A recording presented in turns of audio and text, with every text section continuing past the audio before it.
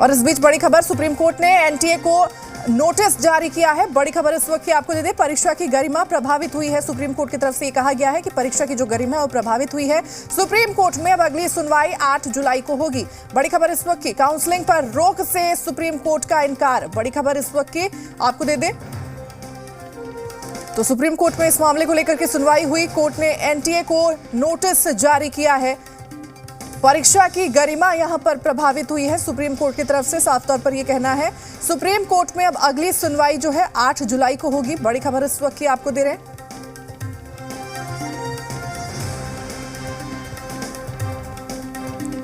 तो छात्र लगातार यहां पर प्रदर्शन कर रहे हैं और अब सुप्रीम कोर्ट में इस मामले को लेकर के सुनवाई हुई, जहां सुप्रीम कोर्ट ने कहा कि परीक्षा की गरिमा यहां पर प्रभावित हुई है। एनटीए को सुप्रीम कोर्ट ने नोटिस जारी किया है और अब इस मामले को लेकर 8 जुलाई को सुनवाई होगी।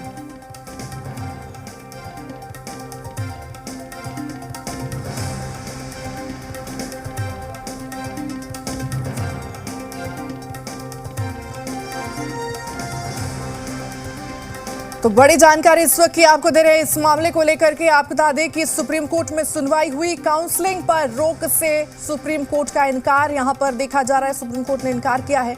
एनटीए को नोटिस भी जारी कर दिया गया है और परीक्षा की गरिमा यहां पर प्रभावित हुई है। सुप्रीम कोर्ट की तरफ से यह कहा गया है कि बता दें कि इस मामले में परीक्षा की जो गरिमा है वो यहां पर प्रभावित हुई है और अब इस मामले पर 8 जुलाई को सुनवाई होगी।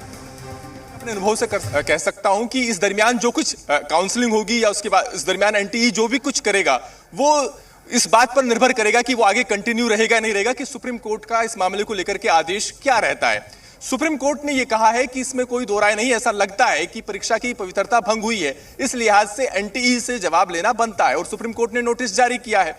इसी बीच एक और वकील की तरफ से अपनी याचिका में मांग की गई थी कि काउंसलिंग पर रोक लगा दी जाए। उन्होंने मेंशन किया था वेकेशन बेंच के सामने, लेकिन कोर्ट ने कहा कि काउंसलिंग जो हो रही है उसको होने दीजिए, हम फिलहाल उसको रोक नहीं रहे हैं। लेकिन काउंसलिंग या इसके बीच की जो प्रक्रिया होगी वो इस बात पर निर्भर करेगी कि सुप्रीम कोर्ट आगे चलकर इस मामले में क्या कुछ फैसला देता है। और यही वजह है कि सुप्रीम कोर्ट का नोटिस जारी करना मतलब बताता है कि सुप्रीम कोर्ट इस मांग पर विचार करने के लिए प्रथम दृष्टया सहमत है। सुप्रीम कोर्ट एनटीए का पक्ष जानने के बाद तय करेगा कि आगे इस मामले में क्या कुछ किया जा सकता है।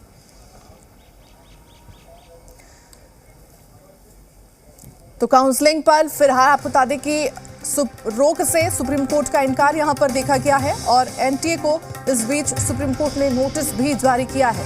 परीक्षा की गरिमा यहां पर प्रभावित हुई है। उम्मीद है कि वो सुनवाई के लिए लिस्ट हो सकती हैं, लेकिन कोर्ट के रुख से साफ है कि कोर्ट इन सब याचिकाओं पर अब एक साथ ही सुनवाई करेगा, क्योंकि सभी याचिकाओं में मूलतः मांग यही है कि 5 मई को परीक्षा जो हुई है उसे रद्द किया जाए और नए सिरे से परीक्षा आयोजित की जाए। एंट्रीम रिलीफ के तौर पर जो नई याचिकाएं दायर की गई उसमें काउंसलिंग पर रोक की मांग भी की गई है। वो याचिकाएं अभी सुनवाई के लिए आज लिस्ट नहीं थी।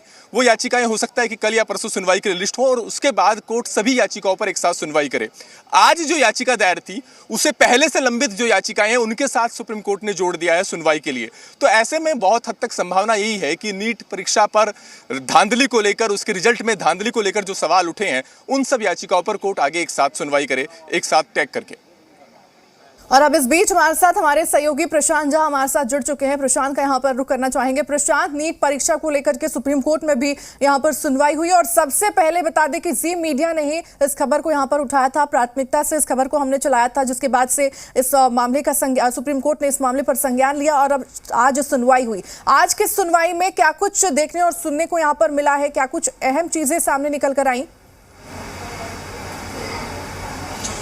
देखिए शरिया, जिस तरह से सुप्रीम कोर्ट ने ये कहा है कि इस पर नीट को जवाब देने चाहिए और नीट के जितने सवाल सामने आ रहे हैं मेडिकल एंट्रेंस नीट की परीक्षा को लेकर के, उस पर नीट को जवाब, एनटीए को जवाब देना चाहिए। होता क्या है कि अब तक एनटीए इस मामले पर जवाब देने से स्केप कर रहा है।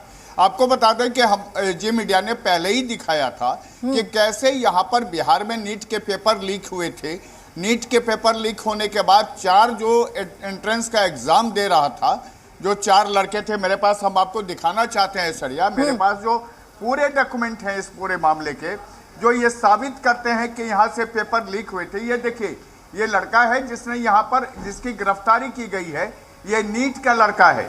दूसरी तरफ आप देख लीजिए, ये दूसरे लड़के हैं। ये तीसरा लड़का है जिसकी गिरफ्तारी हुई है। ये चौथा लड़का है और जो बरामदगी हुई है उसकी कॉपी है। बिहार पुलिस ये कह रही है कि नीट के सारे पेपर, जो पेपर 5 तारीख को लिए गए, वो पेपर पहले से ही यहाँ से लीक हो गए थे और उसमें पुलिस को बहुत कुछ मिला भी था।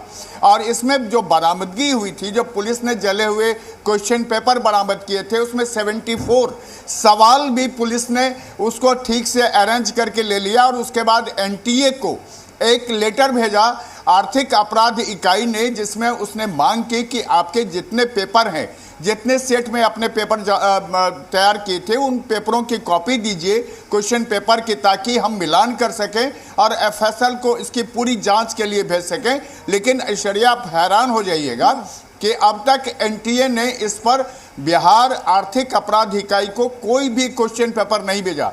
इसके अलावा बिहार आर्थिक अपराध इकाई ने एनटीए को ये कहा था 11 और जो छात्र हैं, जिनके बारे में जिन 4 छात्रों की गिरफ्तारी की गई थी, उनसे जो जानकारी इनपुट मिले थे, उसके आधार पर उन 11 छात्रों के बारे में जानकारी मांगी कि ये छात्र कहाँ से एग्ज़ाम दे रहे हैं और उनके पास उनका क्या मार्क्स आया है, उनका क्या रिजल्ट है।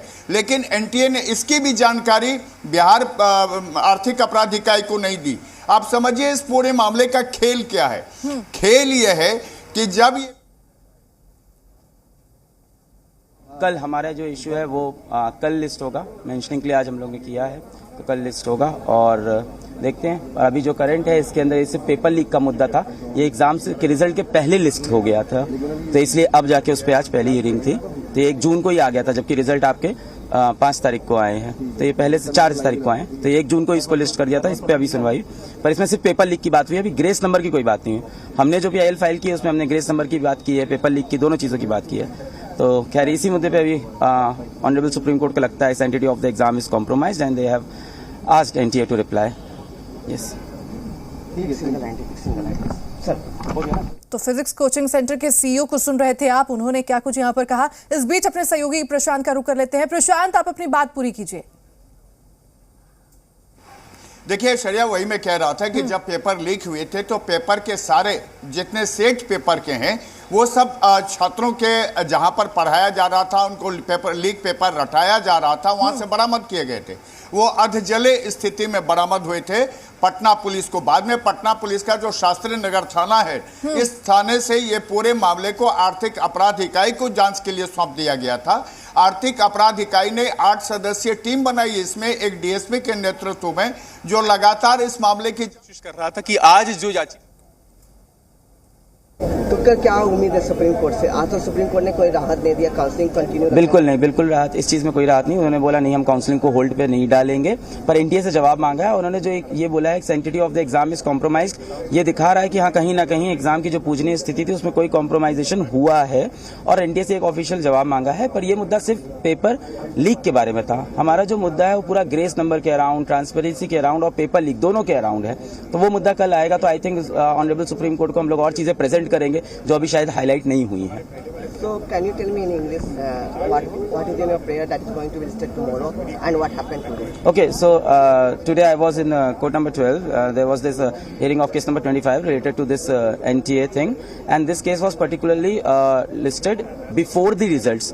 So here the students were demanding justification on the grounds of the paper leak only, nothing about the grace marks or anything, because it was listed on 1st June. So it was before results. RPIL is will be listed tomorrow. Sorry, it's regarding और अब हमारे सहयोगी प्रशांत हमारे साथ बने हैं। प्रशांत का यहाँ पर एक बार फिर से रुक कर लेते हैं। प्रशांत, देखिए जिस तरह से पूरा मामला अब सामने निकल कर आया है और देश भर में इसको लेकर के बवाल देखने को मिल रहा है।